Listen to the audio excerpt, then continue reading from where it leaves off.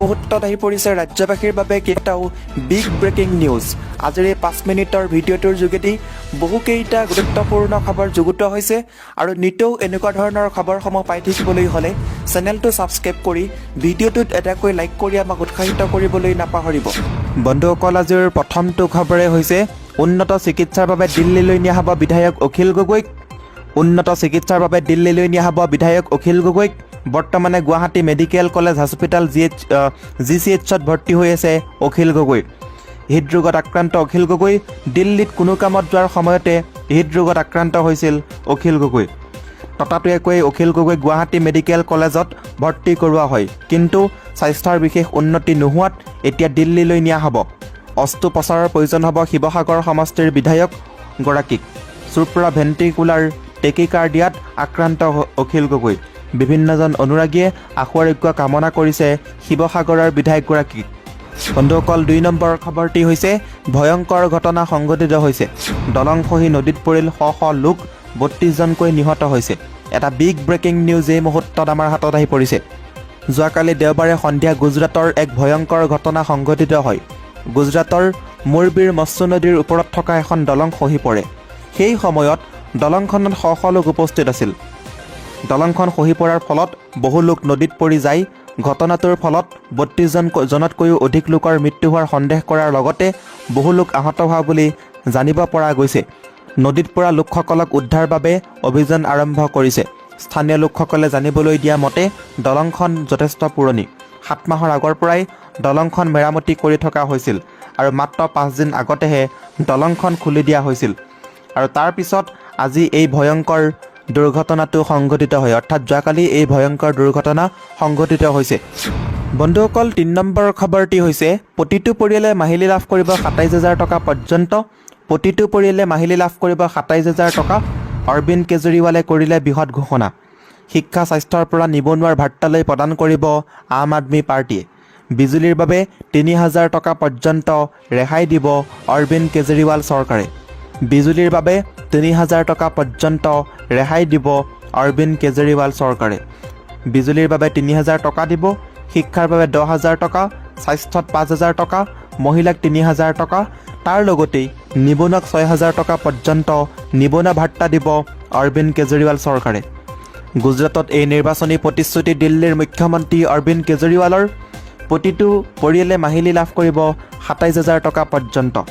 অৰবিন্দ কেজৰিৱালে কৰিলে বৃহৎ ঘোষণা। অৰবিন্দ কেজৰিৱালৰ বৃহৎ ঘোষণা। বন্ধুসকল, 4 নম্বৰ খবৰটি হৈছে মোৰ চৰকাৰৰ দিনত নচলিব ঠিকাদাৰৰ গাফিলতি। পুৰণা দিনৰ ঠিকাদাৰী কাৰবাৰ নচলিব মোৰ দিনত। মোৰ চৰকাৰৰ দিনত নচলিব ঠিকাদাৰৰ গাফিলতি। হিমন্ত বিশ্ব শৰ্মাৰ এটা বৃহৎ ঘোষণা। ঠিকাদাৰৰ গাফিলতি শব্দটো সম্পূৰ্ণৰূপে বন্ধ কৰি দিয়া হৈছে। আগৰ চৰকাৰৰ দিনত যি কৰিলে বুলি হিমন্ত বিশ্ব শৰ্মাই মন্তব্য প্ৰকাশ কৰিছে। এতিয়া কোনো কাৰণতেই গাফিলতি নচলিব। ঠিকাদাৰক সকিয়নি দিছে মুখ্যমন্ত্ৰী হিমন্ত বিশ্ব শৰ্মাই। 5,000 কোটিৰে 1,000 বিদ্যালয় নিৰ্মাণ কৰিব। বিভিন্ন নিৰ্মাণ কাৰ্য চলি আছে এই চৰকাৰৰ দিনত। এই নিৰ্মাণত কোনো ধৰণৰ গাফিলতি হ'ব নিদিওঁ মই বুলিও হিমন্ত বিশ্ব শৰ্মাই মন্তব্য প্ৰকাশ কৰা দেখা গৈছে। বন্ধুসকল, 4 নম্বৰ খবৰটি হৈছে তৃণমূল কংগ্ৰেছৰ কৰ্মীক গুলীয়ে হত্যা ঘটনাক লৈ পৰিস্থিতি উত্তপ্ত। এটা ডাঙৰ খবৰ এই মুহূৰ্তত আহি পৰিছে।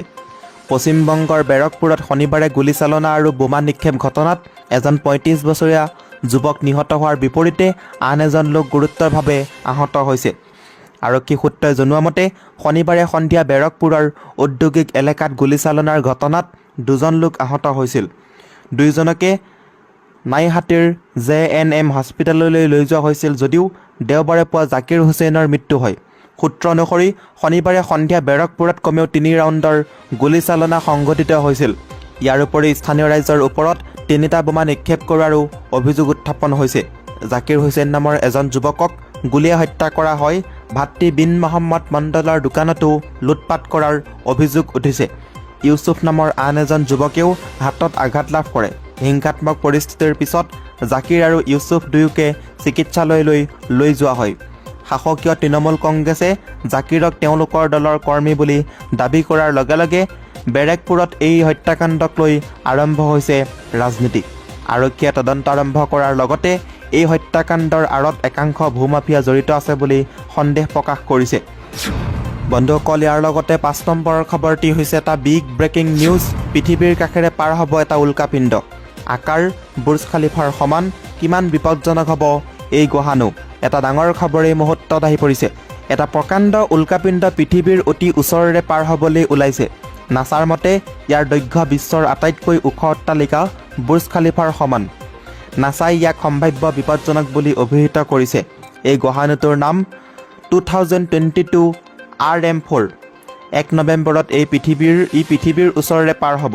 নাছাৰ চেণ্টাৰ ফৰ নিয়াৰ আৰ্থ অবজেক্ট ষ্টাডিজৰ তথ্য অনুসৰি এই গ্ৰহাণুৰ আনুমানিক ব্যাস 330ৰ পৰা 740 মিটাৰৰ ভিতৰত, অৰ্থাৎ 2400 ফুটতকৈও অধিক।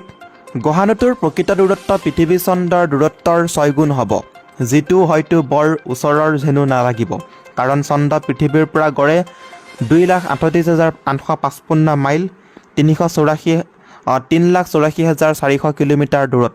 গতিকে 2022 RMF4 ইয়াৰ ওচৰৰ বিন্দুত প্ৰায় 15 লাখ মাইল 24 লাখ কিলোমিটাৰ দূৰত থাকিব।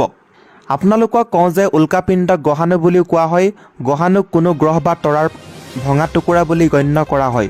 সাধাৰণতে ইহঁত সূৰ্যৰ চাৰিওফালে পোনপটীয়া কক্ষপথত থাকে। বুৰ্জ খালিফাৰ সমতুল্য গ্ৰহাণু 2022 RM4 জ্যোতিৰ্বিজ্ঞানীসকলে 360, 809 গজ, 330, 740 মিটাৰ বহলৰ ভিতৰত বুলি অনুমান কৰিছে। ই পৃথিৱীৰ আটাইতকৈ ওখ অট্টালিকাৰ দৰে বহল হ'ব পাৰে। লাইফ ছায়েন্সৰ মতে ই ঘণ্টাত প্ৰায় 52,500 মাইল বেগত পাৰ হ'ব। পৃথিৱীৰ পৰা 12 কোটি মাইলৰ ভিতৰত অহা যিকোনো মহাকাশ বস্তুক পৃথিৱীৰ ওচৰৰ বস্তু বুলি গণ্য কৰা হ'ব। বন্ধুসকল, 7 নম্বৰৰ খবৰটি হৈছে অসমত নতুন ৰূপত আদৰ্শ বিদ্যালয় স্থাপিত কৰাৰ পৰিকল্পনা মুখ্যমন্ত্ৰী হিমন্ত বিশ্ব শৰ্মাৰ। যোৱাকালি গুৱাহাটীৰ বিভিন্ন বিদ্যালয় পৰিদৰ্শন কৰে মুখ্যমন্ত্ৰী হিমন্ত বিশ্ব শৰ্মাই। ৰাজ্যত নতুন ৰূপত 1000খন আদৰ্শ বিদ্যালয় স্থাপিত কৰাৰ কথা ঘোষণা কৰে মুখ্যমন্ত্ৰীয়ে। এই 1000খন বিদ্যালয়ৰ পুৰণি গৃহ ভাঙি নতুনকৈ বিদ্যালয় গৃহ সজাই তোলা হ'ব বুলি তেওঁ মন্তব্য প্ৰকাশ কৰিছে। তেওঁ কয় যে 1000খন বিদ্যালয়ৰ নতুন আন্তঃগাঁথনিৰ বাবে চৰকাৰে মুঠ 5,000 কোটি টকা ব্যয় কৰিব। বিদ্যালয় চৌহদত সকলো শ্ৰেণীকোঠা এফালে নিৰ্মাণ হ'ব আৰু অতিৰিক্তভাৱে ৰৈ যোৱা ঠাইত খেলপথাৰ নিৰ্মাণ কৰা হ'ব বুলি মুখ্যমন্ত্ৰী হিমন্ত বিশ্ব শৰ্মাই মন্তব্য প্ৰকাশ কৰা দেখা গৈছে। মুখ্যমন্ত্ৰীয়ে নিজে পঢ়া কামৰূপ একাডেমী বিদ্যালয়লৈ গৈ পুৰণি কথা মনত পৰা বুলি ব্যক্ত কৰে। তেওঁ কয় যে 100 বছৰ পুৰণি বিদ্যালয় যদি ঐতিহ্যসমূহ সংৰক্ষণ কৰিব বিচাৰে, সেয়া সংৰক্ষণ কৰা হ'ব বুলিও হিমন্ত বিশ্ব শৰ্মাই মন্তব্য প্ৰকাশ কৰিছে। ইয়াৰোপৰি 5,000 কোটি টকাৰে এজাহাৰখন স্কুলৰ নতুন ভৱন নিৰ্মাণৰ কথা ভাবিছে বুলি মুখ্যমন্ত্ৰীয়ে জনায়। লগতে কোনোবাখন বিদ্যালয় 5 কোটি, কোনোবাখন 6-7-8 কোটিৰে নিৰ্মাণ হ'ব। বন্ধুসকল, আজিৰ এই ভিডিঅ'টোৰ মাধ্যমেৰে আপোনালোকক বহুকেইটা গুৰুত্বপূৰ্ণ খবৰ দিব চেষ্টা কৰিলোঁ। যদি খবৰকেইটা শুনি ভাল লাগিছে, লাইক, শ্বেয়াৰ এণ্ড ছাবস্ক্ৰাইব কৰিবলৈ নাপাহৰিব।